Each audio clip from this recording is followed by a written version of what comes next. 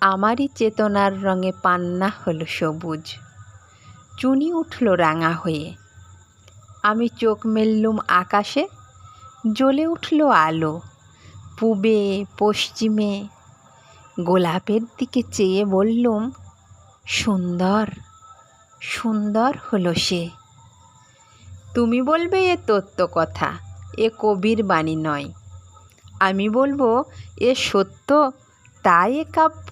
এ আমার অহংকার, অহংকার সমস্ত মানুষের হয়ে মানুষের অহংকার পটেই বিশ্বকর্মার বিশ্বশিল্প।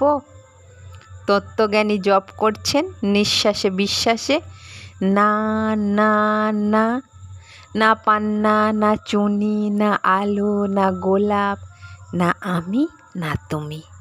ওদিকে অসীম যিনি, তিনি স্বয়ং করেছেন সাধনা মানুষের সীমানায়, তাকেই বলে আমি।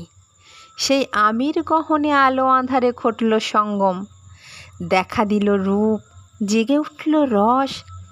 না কখন ফুটে উঠে হলো হ্যাঁ মায়ার মন্ত্রে, রেখার রঙে, সুখে দুঃখে।